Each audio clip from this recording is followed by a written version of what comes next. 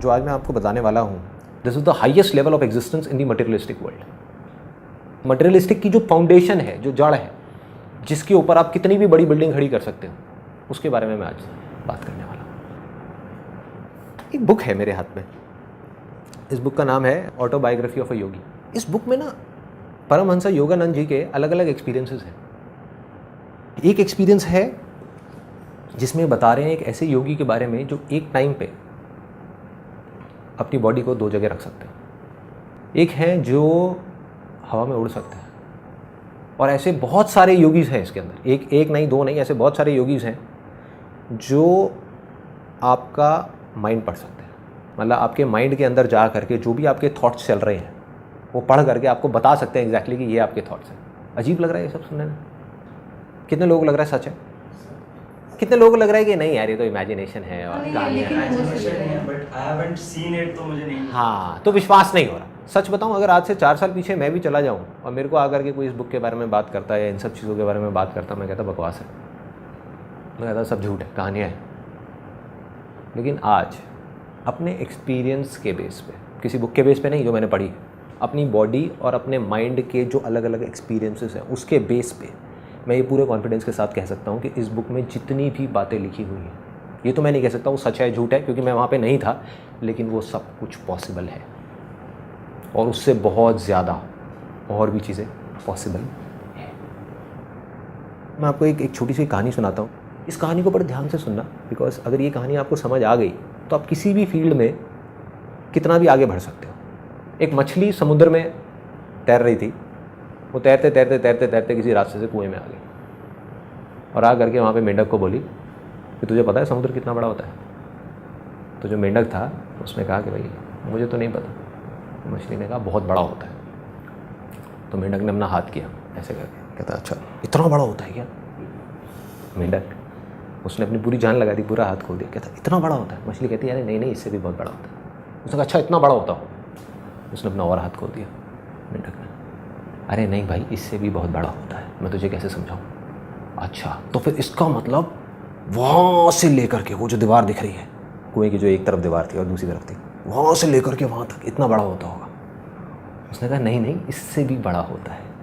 और मेंढक बोला कि तू झूठ बोल रही है क्योंकि इसके आगे तो कुछ है ही नहीं, इस दीवार के आगे तो कुछ है ही नहीं। तो इसका मतलब मेंढक भी सच बोल रहा है और मछली भी सच बोल रही है।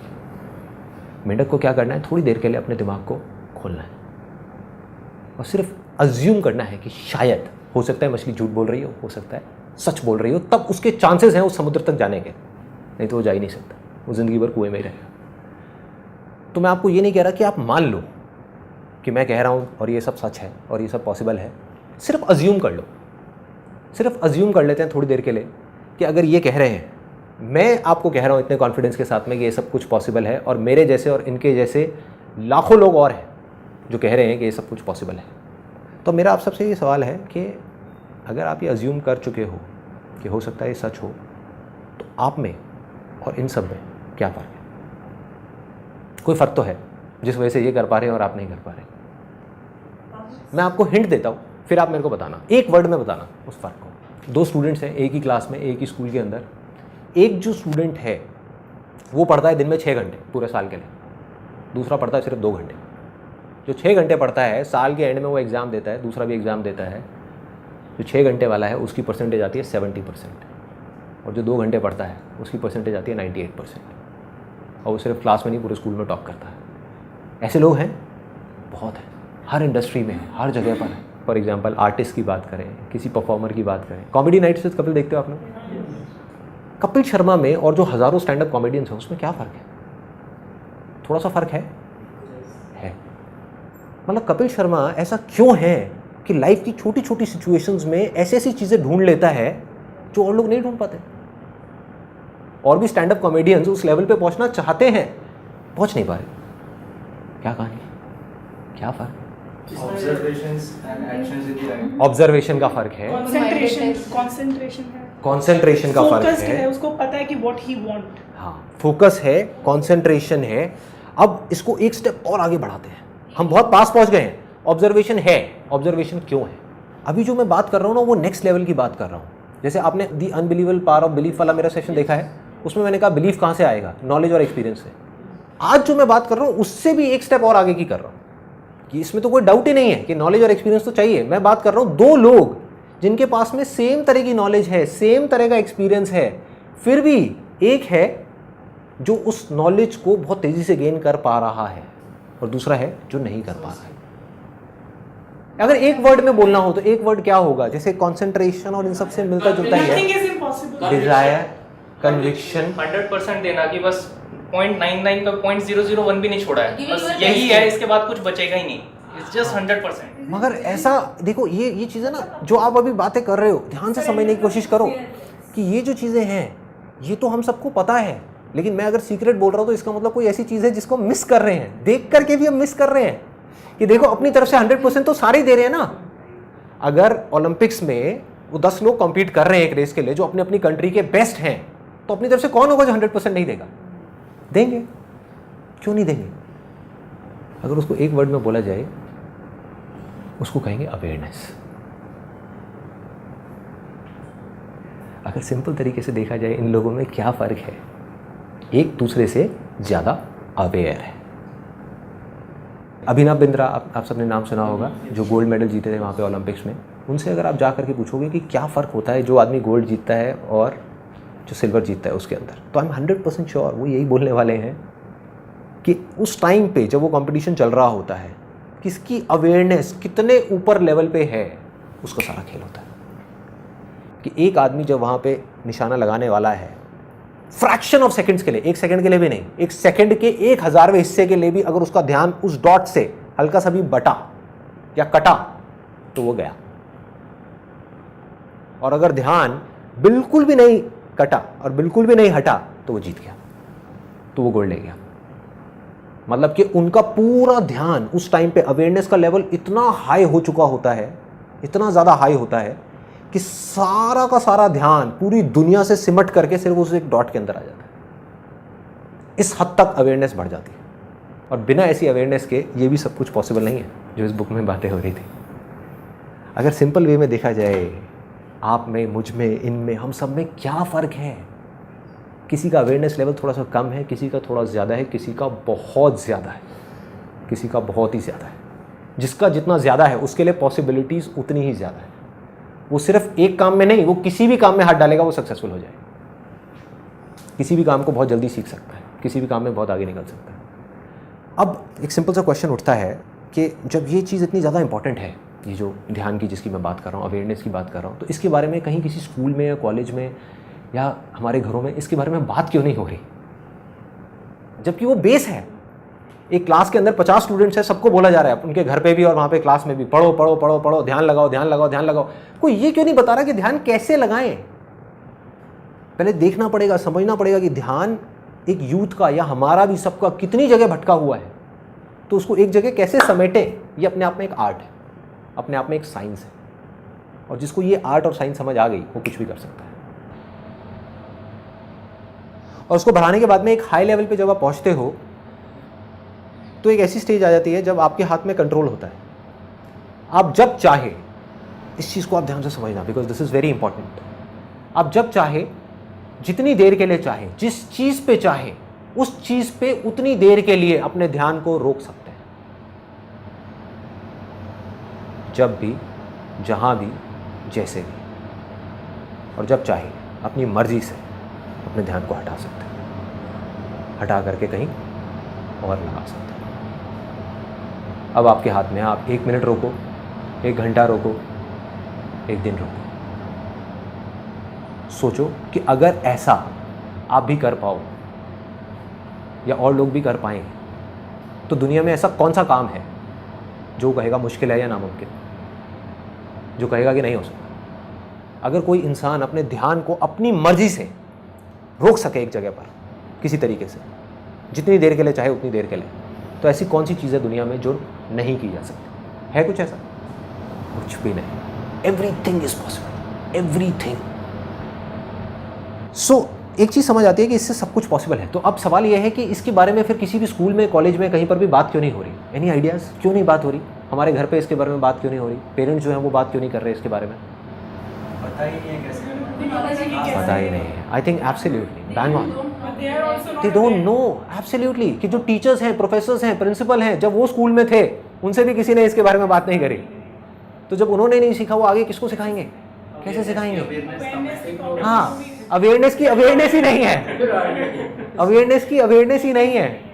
पुरानी एजुकेशन में था जो गुरुकुल्स में होती थी, वहाँ पे सिखाए जाते थे वो। Absolutely right. अगर हम पुराने गुरुकुल की बात करें तो उस समय क्या होता था, एक गुरु शिष्य की जो परंपरा होती थी, शिष्य को अपना घर छोड़ना पड़ता था और आ करके वो गुरुकुल में रहता था। क्यों रहता था? ताकि उसका ध्यान भटके नहीं, 50 जगह ना जाए।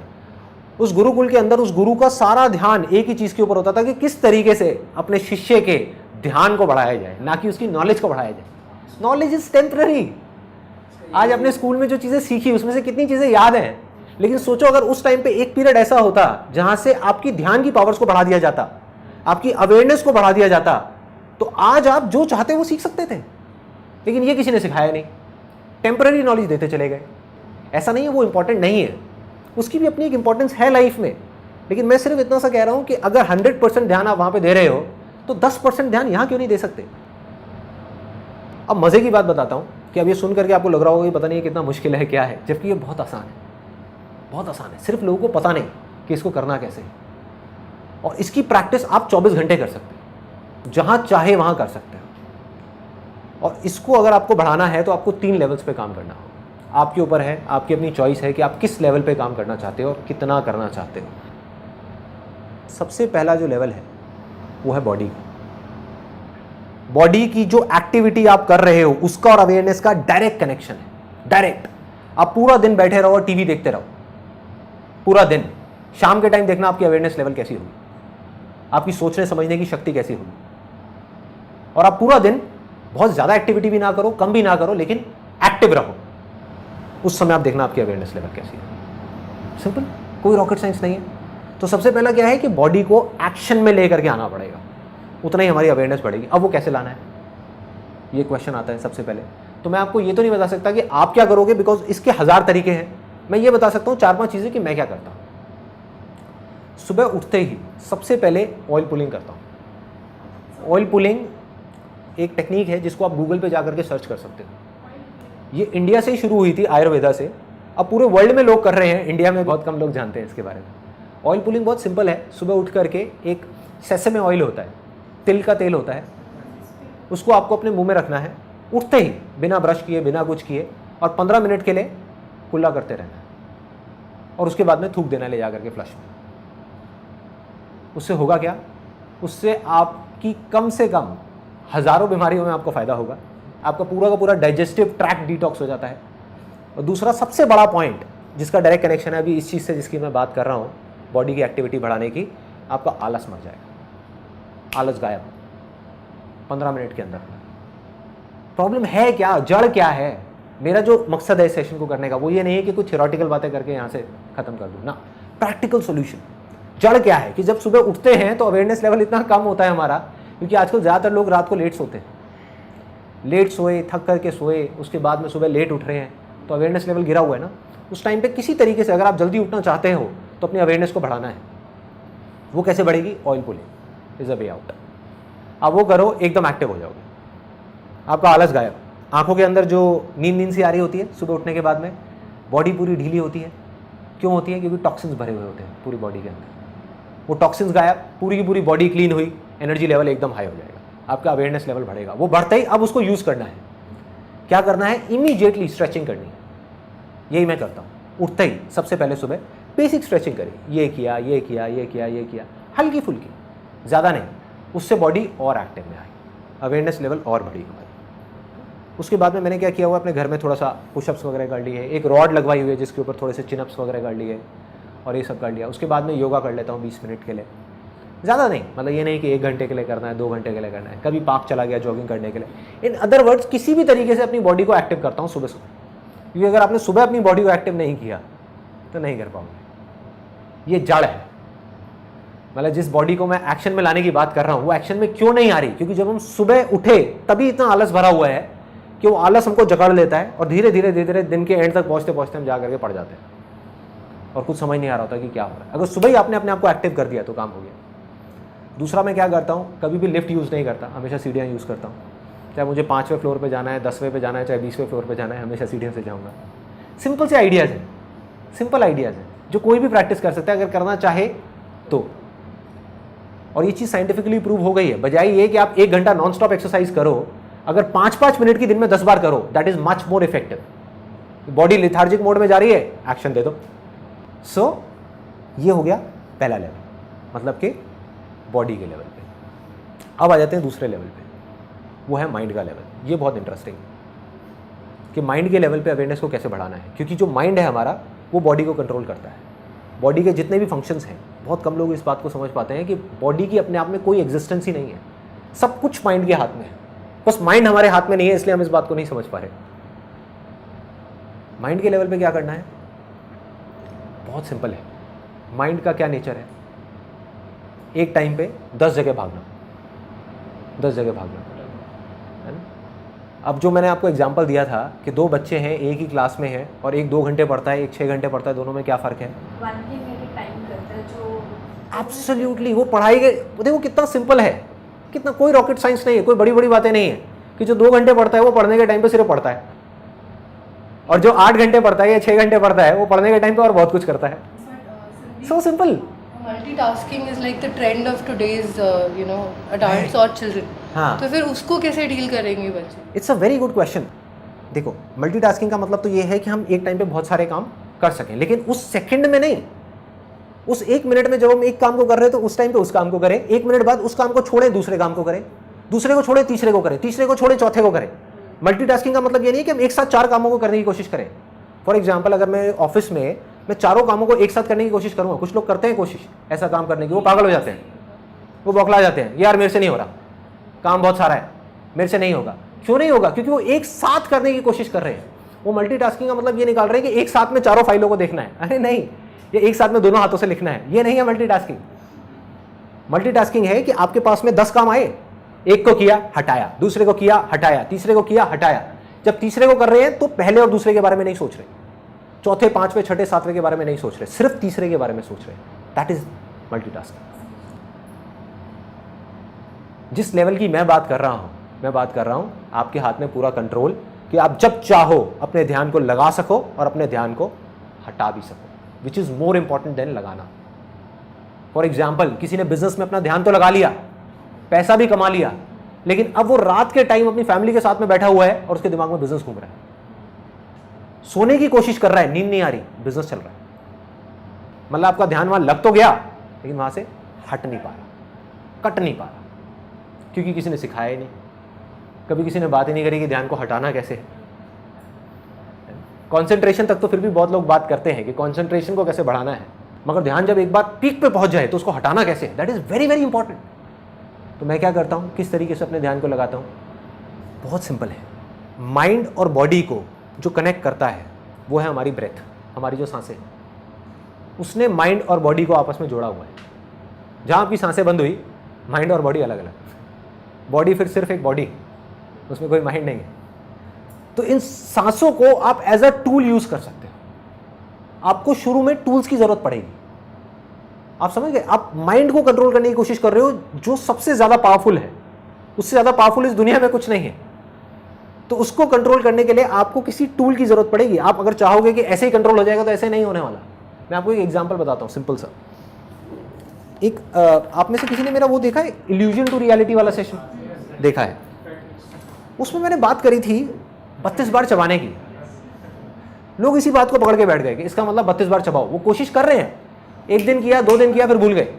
ऐसे ही होता है, ऐसे ही होता है। वो असली जड़ को समझे ही नहीं जो मैंने कहा था। ये सीक्रेट था उस वीडियो का।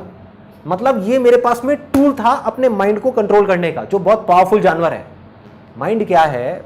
एक बंदर के जैसा है, कभी इधर भागा, उधर भागा, उधर भागा। कभी नोट करके देखना, हमारा माइंड 1 मिनट के अंदर अंदर कितनी जगह भाग जाता है, और कई बार ऐसी ऐसी जगह भागता है जिसका एक थॉट से दूसरे थॉट का कोई मतलब ही नहीं होता, कोई कनेक्शन नहीं होता। अभी हम बिजनेस के बारे में सोच रहे हैं, एकदम से फैमिली के बारे में सोचने लग जाएंगे, एकदम से बच्चों की चिंता हो जाएगी, एकदम से हम पढ़ाई के बारे में सोचेंगे, एकदम से हम 20 साल आगे चले जाएंगे, फिर हम 20 साल पीछे चले जाएंगे। कहीं का कहीं भाग रहे हैं, कहीं का कहीं भटक रहे हैं। तो इस बंदर को कंट्रोल करना है, विच इज वेरी पावरफुल। तो उसको कंट्रोल करने के लिए हमको एक टूल चाहिए। जिससे माइंड को हम लगाम दे सकें। आज मैं टूल्स की बातें करने वाला हूं कि वो टूल्स क्या है, that is more important than knowledge itself. Knowledge तो आप 1 मिनट में गूगल पे जाओ गेन कर लो, कैसे पतले होना है, ऐसे आपको 1000 फंडे मिल जाएंगे। उस नॉलेज को अप्लाई कैसे करना है। माइंड की आदतें कुछ और है, माइंड आपसे कुछ और करवाना चाहता है, वो आपसे 32 बार नहीं चबाना चाहता, आप 32 बार चबाना चाहते हो, तो माइंड को अपने वश में करना है, कैसे करोगे? टूल, ध्यान लगाने के लिए एक टूल चाहिए, मोस्ट इंपॉर्टेंट। वो टूल क्या है? एक सबसे इंपॉर्टेंट मैंने आपको बताया, आपकी ब्रेथ। कोई भी काम करने से पहले एक लंबी सांस ले लो। फॉर एग्जाम्पल, आप सीढ़ियां चढ़ने वाले हो, लंबी सी सांस लो और अपने ध्यान को हर जगह से हटा करके सीढ़ियों पर ले आओ। उस मोमेंट में सीढ़ियां चढ़ना इंपॉर्टेंट है, और कुछ तो इंपॉर्टेंट नहीं है ना। तो हम अपने ध्यान को कहाँ ले आए? सीढ़ियां चढ़ने। कितनी छोटी सी चीज़ लग रही है, और ये करना क्या मुश्किल है? मुश्किल नहीं है, बहुत आसान है अगर हम करना चाहें तो। अगर हम करना चाहें तो बहुत ही सिंपल है। टूल आपको उस टाइम पे क्या मिला? आपकी ब्रेथ। उसके अलावा जितने ज्यादा टूल्स होंगे उतना आपके लिए बेटर है, क्योंकि उतना ही वो ध्यान बार बार जैसे ही भटकेगा वो वापस वहां पे ले आएंगे। वो टूल्स आपको याद दिलाएंगे, वो याद दिलाने का काम कर रहे हैं। ऐसे क्या टूल्स हो सकते हैं? बैंड पहन सकते हो आप अपने हाथ में, सिंपल सा बैंड आप कहीं से भी खरीद सकते हो और इसको लेकर के अपने हाथ में पहन लो। ये बैंड क्या है? एक रिमाइंडर है टू कम बैक। जब भी आप इसको देखो तो एक रिमाइंडर है, be aware, as simple as that. ये क्या है? ये रिमाइंडर है कि ध्यान को भाई खाने पे ले आ, ध्यान तेरा टीवी में जा रहा है, खाने पे ले आ। और नहीं भी चाहेंगे तो लगाना पड़ेगा ध्यान यहां पर, इस टूल की वजह से, क्योंकि इस टूल में क्या है, अगर यहां पे ध्यान नहीं लगाया तो खाना कहां होगा? नीचे चला जाएगा। तो ध्यान लगाना पड़ जाएगा। जब तक हमारे पास टूल्स नहीं होंगे, हम करना चाहेंगे लेकिन फिर भी कर नहीं पाएंगे। और क्या क्या टूल्स हो सकते हैं? इस तरह से लोग टैटू बनवाते हैं, तो एक सिंपल सा आइडिया है, आप टैटू बनवा सकते हो अपने हाथ में। ये किस चीज का टैटू है? लाइट का टैटू है। इस तरह के प्रिंट आउट्स हैं, इसको मैं अपलोड कर दूंगा अपनी वेबसाइट पे फ्री डाउनलोड सेक्शन में, जहां पे वॉलपेपर्स में जाके कोई भी इसको डाउनलोड कर सकता है और प्रिंट आउट निकाल सकता है। ऐसे प्रिंट आउट ले करके हम घर में 4 जगह लगा सकते हैं। उससे क्या होगा? बार बार आपका, आप ये मान करके चलो कि माइंड तो भटकेगा ही, इन बातों को सुनने से कुछ नहीं होने वाला, सब बकवास है, वीडियो ये वो, ये सारी चीज़ें बकवास है जो आप अभी देख रहे हो। जब तक इन चीज़ों को आप प्रैक्टिस में नहीं लेकर के आओगे, जैसे ही आप प्रैक्टिस में लाने की कोशिश करोगे वो बंदर भागेगा, माइंड आपका इधर भागेगा उधर भागेगा, कहेगा अरे बेकार है, छोड़ो ये सब क्या करना है, बकवास है, कुछ नहीं होने वाला इस सबसे। क्या हुआ? कुछ नहीं बदला, कुछ नहीं बदलेगा, यही होगा, जो जैसा चल रहा था वैसे ही चलता रहेगा, कुछ नहीं बदलने वाला। अवेयरनेस लेवल नहीं बढ़ेगी अगर हमने कुछ नहीं किया तो। और मैं वही बता रहा हूँ कि करना कैसे है, उसके तरीके क्या है। इस प्रिंट आउट को हम जगह जगह लगा सकते हैं। इस प्रिंट आउट में क्या लिखा है? Awareness is light, as simple as that. जागना मतलब लाइट और इग्नोरेंस इज डार्कनेस, सोना मतलब डार्कनेस, अंधेरा। बस ये बार बार दिखेगा तो ये बातें याद आती रहेंगी, क्योंकि वीडियो तो आपने 1 बार देखी, 2 बार देखी, फिर भूल गए हफ्ते बाद, लेकिन ये लगा रहेगा 3 महीने बाद भी। तो क्या होगा? बार बार याद दिलाने का काम करेगा। अब देखो, मोबाइल है, हमारे ध्यान को भटकाने की सबसे बड़ी जड़ क्या है? Mobile, internet, computer.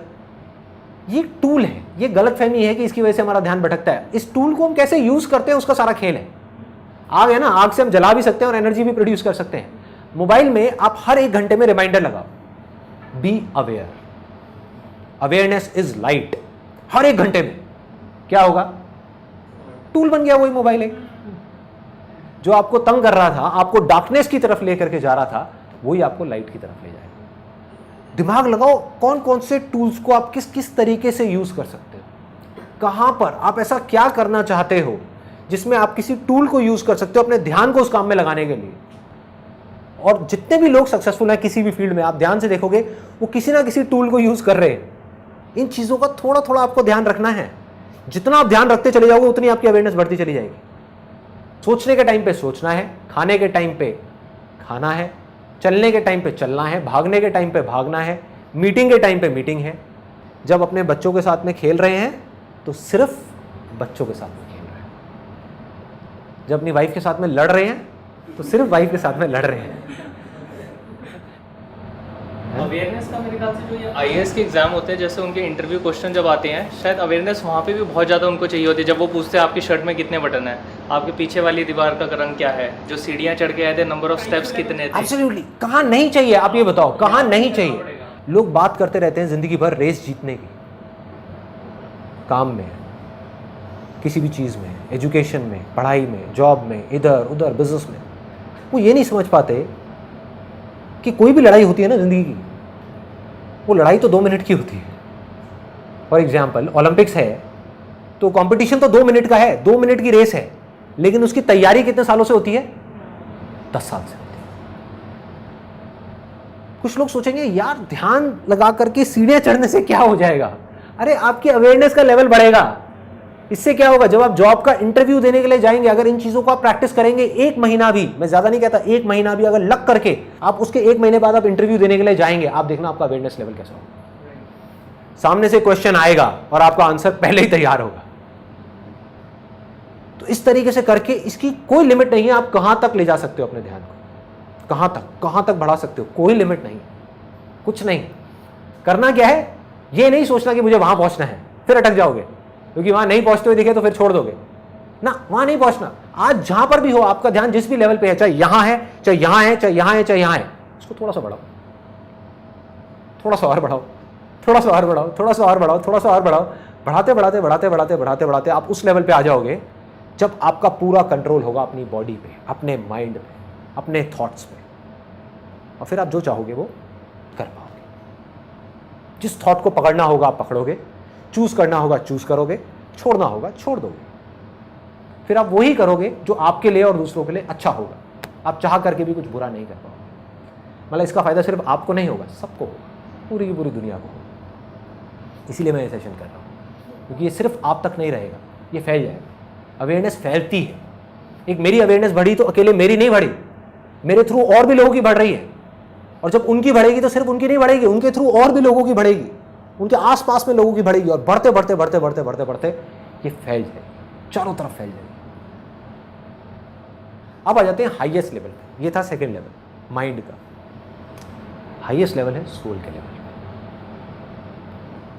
तो अगर आप इस लेवल पे जाना चाहते हो तो उसका सिर्फ एक तरीका है, वो है मेडिटेशन, और कोई दूसरा रास्ता है ही नहीं। क्योंकि अगर सोल के लेवल पे काम करना है, बाकी जितना भी काम है माइंड का, बॉडी का, वो सब बाहर हो रहा है। कंसंट्रेशन बाहर हो रहा है, किसी ना किसी ऑब्जेक्ट पे हो रहा है। लेकिन जो सोल के लेवल का काम है उसके लिए अंदर जाना पड़ेगा, आंखें बंद करनी पड़ेगी, मेडिटेशन करनी पड़ेगी। और कितना आसान है मेडिटेशन करना, लोग सोचते हैं बहुत मुश्किल है। एक वीडियो है spiritual reality power of meditation, आप लोगों ने देखी हुई है? सबने देखी हुई है। उसको देख करके सिंपल उसको प्रैक्टिस करना शुरू करना है। करना क्या है, दिन में 10 मिनट भी करें, 15 मिनट भी करें तो बहुत है। वहां से जो पावर्स बढ़ेंगी वो बियॉन्ड है। और अगर मेरा बस चले तो सबसे पहले मैं मेडिटेशन को कंपलसरी कर दूंगा इंडिया के जितने भी स्कूल्स हैं और कॉलेजेस हैं वहाँ पर। सिर्फ 15 मिनट का एक ऐसा पीरियड होना चाहिए डेली, हर स्कूल में और हर कॉलेज में, जहाँ पर इस अवेयरनेस के बारे में कुछ बात की जाए। बजाय उनको रट्टू तोता बनाने के, उनको एक ऐसा इंसान बनाया जाए, बजाय उनको रोज़ एक मछली खिलाने के लिए उनको मछली पकड़ना सिखाया जाए, ताकि ज़िंदगी भर के लिए उनका पेट भर जाए। बजाय नॉलेज की एक एक मछली रोज़ देने के, उनको ये समझाया जाए कि मछली पकड़ते कैसे हैं, कि इस नॉलेज की मछली को पकड़ा कैसे जाता है। वो ध्यान की पावर है। और मेरी आप सबसे रिक्वेस्ट है, आप लोग जो यहाँ पर बैठे हुए हैं या जो भी वीडियो पे मेरे को देख रहे हैं, अपने एंड पे मेरे से जितना हो सकेगा मैं करूँगा। और आप लोगों से मैं बस इतनी सी रिक्वेस्ट कर सकता हूँ कि अगर हो सके तो अगर आप में से कोई टीचर है, पेरेंट्स हैं या स्टूडेंट्स हैं, इन तीनों में से किसी भी एक कैटेगरी में है, उनको एक लेटर लिखना है अपने प्रिंसिपल को। जिस लेटर के अंदर आपको ये लिखना है कि जो मेडिटेशन है उसके बारे में आप कहीं से भी कोई भी आर्टिकल उठा सकते हो। अब तो साइंटिफिक इतनी स्टडीज़ हो गई है मेडिटेशन के ऊपर जिसकी कोई हद ही नहीं है। मतलब हज़ारों स्टडीज़ हैं कि 20 मिनट की जो मेडिटेशन है वो 2 घंटे की नींद के बराबर है। सोच करके देखो, अगर 2 सेशंस के बीच में एक स्कूल में या कॉलेज में एक 20 मिनट का मेडिटेशन का सेशन आ जाए तो उनकी सोचने समझने की शक्ति, सीखने की शक्ति कितनी बढ़ जाएगी। बच्चों की लाइफ बदल जाएगी। और आपको क्या करना है, एक लेटर में लिख करके कि we request you to please start a meditation session in your school, it's going to be great for the students. एक स्कूल में हज़ारों बच्चे हैं, कितने टीचर्स हैं, कितने पेरेंट्स हैं। मैं कहता हूँ अगर 10 लेटर भी पहुँच गए ना एक प्रिंसिपल के हाथ में, वो सोचने पर मजबूर हो जाएगा। और उनको बोलो कि अगर आप सब बच्चों के लिए नहीं कर सकते कोई बात नहीं, 6 स्टैंडर्ड से ऊपर वालों के लिए कर दो। 6 के लिए नहीं कर सकते कोई बात नहीं, 10th से ऊपर वालों के लिए कर दो। करो तो सही, करो तो सही। और आई एम 100% श्योर कि अगर हम सब लोग अपने एंड पे इतना छोटा सा भी स्टेप उठा लेंगे, सिर्फ ये लेटर लिखने का, जिसकी मैं अभी रिक्वेस्ट कर रहा हूँ आप सब लोगों से जो ये वीडियो देख रहे हैं, कि सिर्फ एक लेटर लिख करके उस स्कूल में हम पहुंचा देते हैं, तो अगर आधे स्कूल्स भी, जितने स्कूल्स हैं इंडिया में, उसके आधे स्कूल्स भी अगर इसको शुरू कर देते हैं, आने वाले 10 साल के अंदर अंदर हिंदुस्तान का नक्शा बदल जाएगा। मैं लिख करके दे सकता हूँ कोरे कागज में।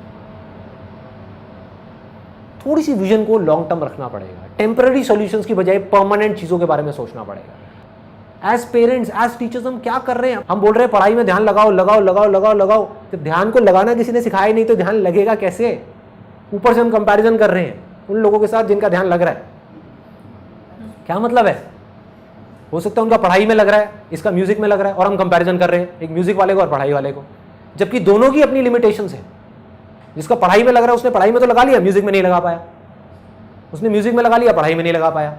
अरे हमको करना है कि ध्यान का लेवल बढ़े, अवेयरनेस का लेवल बढ़े, कि वो बच्चा जब चाहे अपना पढ़ाई में ध्यान लगा सके, स्पोर्ट्स में ध्यान लगा सके, म्यूजिक में ध्यान लगा सके, किसी भी एक्टिविटी में ध्यान लगा सके, और जब वो उस एक्टिविटी को कर रहा है उस समय वो बाकी सारी एक्टिविटी से ध्यान हटा सके। ये सॉल्यूशन है, ये परमानेंट सॉल्यूशन। अगर ऐसे बच्चे आगे आएंगे तो वो सोशली रिस्पॉन्सिबल सिटीजन होंगे, वो कुछ अच्छा ही करेंगे अपनी अपनी फील्ड में। बुरा चाहेंगे भी तो नहीं कर सकते, क्योंकि वो जागे हुए होंगे, सोए हुए नहीं होंगे। तो हमको उनको जगाना है, और सिर्फ ये नहीं कि बच्चों को जगाना है, पहले पेरेंट्स को जागना है। कई पेरेंट्स ये नहीं उठा करके बच्चे पर डाल दें, बेटा तू जाग, चल वीडियो को देख और जागना शुरू कर। अरे तुम्हें भी जागना है, सबको जागना है, बच्चों को जागना है, पेरेंट्स को जागना है, टीचर को जागना है, प्रिंसिपल को जागना है, सबको जागना है। जितने ज्यादा लोग जागते चले जाएंगे वो सोसाइटी उतनी ही अच्छी होती चली जाएगी, उतनी ही रहने लायक होगी। लास्ट में मैं सिर्फ इतना कहूंगा कि अब तक मैंने जो भी कुछ कहा है, अगर उसको एक लाइन में सम अप करना हो,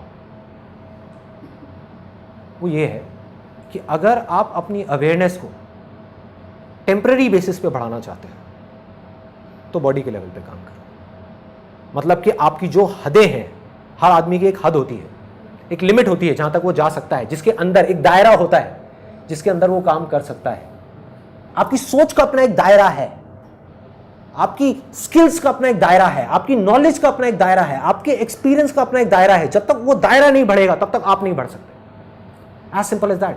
तब तक आप मांग सकते हो कि मैं बढ़ जाऊं बढ़ जाऊं बढ़ जाऊं बढ़ जाऊं, मांगने से कुछ नहीं होने वाला। उस दायरे को बढ़ाना पड़ेगा, उस हद को बढ़ाना पड़ेगा। तो अगर तो आप अपनी इस हद को, जो भी आपकी हद है, जिस भी लेवल पे, चाहे वो इतनी है इतनी है इतनी है, उसको टेम्पररी बेसिस पे बढ़ाना चाहते हैं तो बॉडी के लेवल पे काम करना है। वो भी ज़रूरी है, वो भी ज़रूरी है, लेकिन टेम्पररी। बॉडी में जब एक्टिविटी करी, लेवल बढ़ा, एक्टिविटी बंद हुई, लेवल गिर गया। 2 दिन के लिए एक्टिव हुए, ठीक हो गया, 2 दिन के लिए फिर एक्टिव नहीं हुए, गिर गया। टेम्पररी बेसिस ज़रूरी है लेकिन टेम्पररी। अगर इसको परमानेंट बढ़ाना है तो माइंड के लेवल पे काम करो। अगर अपनी हदों को परमानेंट बेसिस पे बढ़ाना है तो माइंड के लेवल पे अवेयर होना शुरू हो जाओ। जितना आप अवेयर हो जाओगे, आपके माइंड की जो हदें हैं वो बढ़ती चली जाएंगी, फैलती चली जाएंगी, फैलती चली जाएंगी, फैलती चली जाएंगी।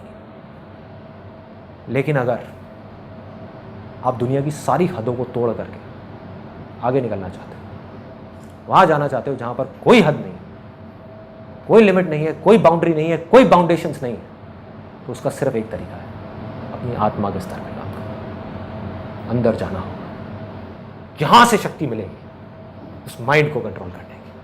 और एक बार आप जा करके इस अवेयरनेस में मर्ज हो गए, उसके बाद में कोई हद नहीं, कोई डर नहीं है, कोई परवाह नहीं है, कोई लिमिट नहीं है, ना नाम की कोई चीज नहीं है, कुछ भी पॉसिबल। Everything is possible.